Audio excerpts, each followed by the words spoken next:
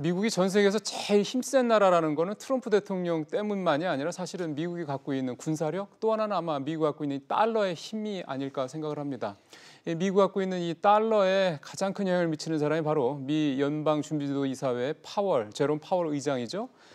이 파월 의장이 상당히 의미심장한 얘기를 했습니다. 지금까지 계속해서 달리고 있는 미국의 이 금리 인상 기조, 즉 미국의 통화 정책에 뭔가 변화가 있을 수도 있다라는 그런 내용이 되겠습니다. 정말 그렇게 우리가 해석해도 되는 건지.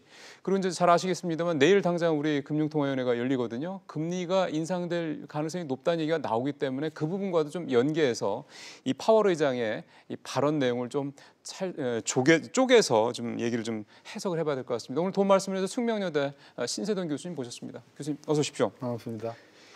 제가 파월 의장 발언 내용을 좀 보니까요. 현 기준금리가 중립금리 바로 밑이다 이렇게 표현을 했더군요. 다들 그거를 뭐 기사들도 제목으로 뽑았던데 일단 아마 우리 시청자분들이 중립금리라고 그러면 조금 낯서실 것 같습니다. 그 중앙은행이 실물 경제가 굉장히 안 좋으면 네. 금리를 막 낮추어 가지고 경기를 북돋우고 네. 경기가 너무 과열되면 금리를 조금 높여서 네. 경기를 죽이는 거죠. 예. 그러지도 저러지도 않은 경우, 그러니까 경기가 나쁘지도 않고 좋지도 너무 과열되지도 않아서 아무것도 안 해도 되는 방만한 상태에 있어도 좋은 그 금리를 뉴트럴 레이트, 중립금리라고 합니다. 그런데 발언을 우리 한국신문에서는 중립금리 바로 밑이라고 다들 번역을 했더라고요. 이거 정확한 번역 아니죠? 그래요? 원어에서는 그 사람이 말하기를 예. close to라고 했어요. 가깝다. very도 아니에요. 그러면은 바로 밑이랑은 조금 그렇죠. 그러니까 한국 언론들이 의도가 있는지 없는지는 모르겠으나 바로 밑이다라고 하는 말로 번역하면서 이제는 안 움직여도 된다는 뉘앙스를 굉장히 글쎄요. 많이 줘버렸어요. 근데 오늘 뉴욕 증시는 또 급등했잖아요. 걔들도 그렇게 생각하는 거예요, 그러면? 이제 뉴욕 증시가 폭등한 것은 네. 뭔가 10월 달에 너무 많이 내려가지고 뭔가 핑계를 찾고 있었는데 트럼프가 한 방 때리고 네. 파월이 싹 고개를 숙이니까 이것 봐라 뭐 저는 오버리액션이라고 보고요. 예. 아마 앞으로 2, 3일 동안 어제 올랐는 것이 많이 조정을 받을 거라고 보는데 어쨌든 예. 중립금리를 번역하면서 중립금리 바로 밑이라고 번역한 것은 조금 오역이라고 생각합니다. 그건 상당히 중요한 말씀이네요. 사실은 저도 들어오면서 그렇게만 보고 있었고 대부분의 한국이나 좀 우리 언론들의 기사도 중립금리 바로 밑이다 요 말을 포인트를 잡아가지고 기사를 썼는데 클로스는 가깝다. 중립금리에 가깝다. 왜냐하면 월스트리트 저널에서는 바로 그 서베이를 했거든요. 그러면 금융가가 보는 중립금리는 얼마냐라고 했더니 뭐라고 그러십니까? 2.75에서 3.25예요. 지금 2.0에서 2.25지 그렇죠. 그러니까 지금보다도 한 0.75%포인트 더 높다는 거거든요. 예. 그러니까 이게 바로 밑이라는 번역은 뉴욕 시장을 저는 정확하게 반영을 못한 부분이 있다고 보는 거죠. 그러게요. 0.75%를 포인트 차이를 가지고 바로 밑이라는 표현도 그렇고 이 정도면 클로스드라는 표현도 좀 그렇게 와닿지는 않는데요? 저는 그래서 아마 정치적인 발언이라고 봐요. 파월이라고 하는 사람이. 물론 파월이 의장인데 의장은 임기가 4년인데 의장을 끌어내릴 수 있는 권한이 대통령한테 있긴 있어요. 그러니까 임기를 다 안 채우고 내릴 수 있다는 거죠? 의장은, 그다음에 의장의 임기는 4년이고 네. 그다음에 이사 임기는 14년이거든요. 네. 그래서 근데 여태껏 역사상 미국의 대통령이 끌어내린 적이 없어요. 그렇죠. 네, 그러니까 그거는 근데 파월이라는 분이 원래 그 성격이 굉장히 내성적이고 네. 굉장히 좀 이렇게 온순하고 네. 그래서 대통령하고 각을 지어야 할 이유가 없다. 그런 차원에서 저는 아주 공순하게 클로즈라고 한 것은 뒤집어 이야기하면 아직도 올릴 여지가 많습니다라고 하는 뜻을 저는 그렇게 읽었어요. 그러면 지금 교수님 말씀을 잠깐 여기서 정리를 하면 월가에서 바라보는 미국의 중립금리는 2.75에서 3.0% 사이, 미국의 현재 연방 기준금리는 2.0에서 2.25%, 0.75%포인트의 차이가 있기 때문에 파월 의장의 발언이 뭐 바로 밑이 됐든 클로스드가 됐든 간에 지금 상황에서는 금리가 앞으로도 2번 이상 올라갈 여지가 중립금리까지로 본다면 그렇죠. 있다. 있다. 그러면 저희가 처음에 생각했던 그러니까 바로미치라는 걸로 이해를 해가지고 들어가지고 짰던 질문을 좀 다 수정을 좀 해야 될 것 같습니다. 이렇게 되면 네. 내년에도 미 연준의 그 금리 인상 기조가 크게 바뀔 것 같지 않다라고 봐야 되는 거 아닙니까? 조금 스피드가 좀 왜냐하면 지금 여태까지의 정설은요.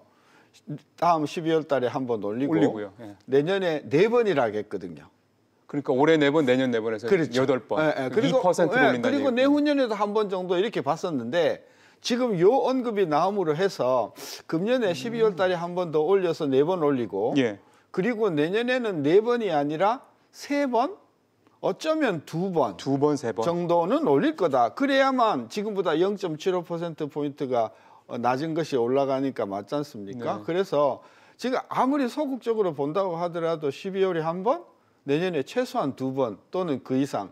이게 지금 뉴욕의 증시나 금융시장의 정설이거든요. 네. 근데 지금 뭐 우리나라는 마치 안 하는 것처럼. 안 하는 것처럼 이렇게 보도가 된 것은 조금 빨리 가는 느낌이 있다고 봐요. 그러면 변화가 있긴 있다고 봐도 되는 거네요. 약간. 야, 대통령이 너무 이게 좀 세게 나온다. 이제 그런 부분이 하나 있어서 대립각을 세우는 것은 누구에게도 좋지 않다. 이런 어떤 생각이 있던 것 같고요.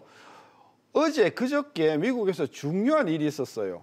연준 의원이 지금 원래 정원이 7명인데 예. 트럼프 대통령이 들어오고 나서 4명이 나갔어요. 예. 4명이 나가서 3명밖에 없었거든요. 그래서 그 3명 중에서 지금 1명이 충원되었다가 네. 어저께 또 1명이 충원이 되어서 지금 연준 의원이 정원 7명에서 5명이 됐어요. 예. 그럼 2자리만 비어 있네요, 아직. 2자리 아직 비어 있어요. 근데 이번에 된 분이 여자인데 이분이 원래 은행가 출신이에요. 네. 그래서 이 보우먼이라고 하는 여자인데 이 보우먼이라고 하는 여자가 어떻게 앞으로 투표를 할 것이냐에 따라서 영향을 많이 받을 거라고 보는데 그렇다 하더라도 이제 이쪽에 이제 연방은행의 행장 5명하고 이쪽에 5명이 합이 10명이 됐거든요. 5대5란 말이에요. 근데 이 보우먼이라고 하는 여자가 은행가 출신이거든요. 네. 그렇다라고 보면 아무래도 은행에 유리한 쪽으로 앞으로 의사결정이 난다고 보면 금리가 올라간다는 말씀인 그렇죠. 거죠? 그리고 지금 계속해서 뭐 금리가 경제에 어떤 부정적인 영향을 준다고 떠드는 사람들이 지금 신문에 보도가 많이 되는데 그 떠드는 사람들의 대부분이 지금 FOMC의 멤버가 아닌 분들이 많아요. 그러니까 멤버가 아닌 사람이 지금 바깥에서 훈수를 잡고 뜨는 거죠. 그래서 우리가 그분이 연방의원의 FOMC의 멤버인가? 그러니까 투표권이 있는 사람이냐 없는 사람이냐 그 그걸 차이죠? 보고 이야기해야 되는데 우리 신문들은 그냥 연준의 무슨 그러니까 총재가 이야기했다 그러면은 이분이 멤버인지 아닌지 불문하고 막 보도를 하니까 조금 헷갈리긴 한데. 그 참 우리가 지금 교수님 말씀 들으면서 몇 가지 조금 너무 앞서 나갔다라는 것도 있고 그 다음에 약간 좀 확대 해석 우리한테 좀 약간 그 뭐 경강부의식을 확대 해석하는 쪽도 좀 있다라는 아주 그게 아주 너무합니다. 이게 미국의 연준은요 법에 의해서요 정치적으로 중립이 되도록 보장이 돼 있어요. 그게 법률적인 의무예요. 따라서 대통령이든 국회든 무슨 소리를 하더라도 연준 의원이나 연방은행은 그것에 굴하지 않고 자기네 소신대로 정책을 하는 전통이 있어요. 따라서 대통령이 그랬다라고 하는 것 자체가 놀라운 것이지. 그리고 그런 대통령이 뭔가 조금 신문에 보니까 뭐 항복했다고 이런 표현이 있는데 파월이 그거는 너무 저는 과잉한 반응이라고 봐서 저는 신중한 결정. 조금 속도는 느려질지 모르나 12월하고 내년에 2번 이상은 계속 올라갈 거라고 보는 게 저는 정상이라고 그러면 봅니다. 교수님의 전망에서 최소화 부분, 그러니까 뭐 다음 달에 올리고 내년에 두 번 정도에서 4번이던 것을 2번 내지 3번. 그럼 0.75% 정도에서 이제 지금 월가에서 나오는 중립금리 수준까지 간다고 쳤을 때 그럼 3.75% 아니 2.75% 정도 되는 거잖아요. 그렇죠. 2.7에서 3.0. 그럼 그 정도라고 전제를 하고 이제 우리 쪽 얘기를 좀 해봐야 될 것 같습니다. 당장 뭐 내일 금통이 있는데. 일단 짧게 내일을 혹시 뭐 전망 어떻게 하십니까?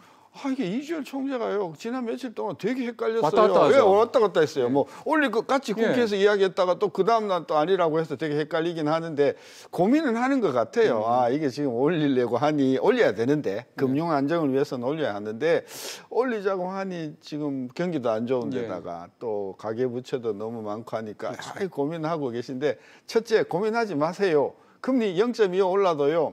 지금 어차피 죽은 투자는요, 그것 때문에 살아나지 않는다. 따라서 금리 너무 뭐 높아서 투자 못하는 일, 이런 일들은 없다. 그 다음에 금리 올려서 가계부채 부담이 좀 커진다고 하는데 어차피 가계부담이 커져가지고 줄일 사람들은 진작에 줄여왔다 지금 줄이고 있다. 굉장히 건전한 방법이다 지금. 따라서 계속해서 금리 올린다는 시그널을 잘 줬고, 그리고 지금 계속해서 가계부채 증가 속도가 둔화되면서 부동산도 잡히고 있으니까 여기에서 만약에 금리를 안 올려버리면 상환했던 사람들이나 빌리지 말자고 했던 사람들이 야 우리 또 속았다 이럴 수가 있으니까 전 정책의 일관성을 위해서도 저는 이번에는 꼭 올리셔야 되고, 그다음에 내년에도 미국이 올리는 것에 따라서 올려주는 것이 한국은행의 정상적인 정책 수행이라고 보는 거죠. 그렇게 말씀하시니까 지난번 7월 달에 기재부에서 내년도 세제 개편안 얘기하면서 종부세를 왜 시장에서 한참 얘기 나왔던 재정개혁특위에서 했던 것보다 굉장히 낮춰서 넣었었잖아요. 그랬다가 결국 집값 확 뛰었지 않습니까? 그렇죠. 그러니까 그런 것처럼 이번에도 그렇죠. 그런 우려를 범할 수 있다. 한국은행이 신뢰를 많이 잃었어 이번에. 그 부분은 참 여러분들이 똑같이 공감하시는 것 같습니다. 교수님 오늘 말씀 잘 들었습니다. 고맙습니다.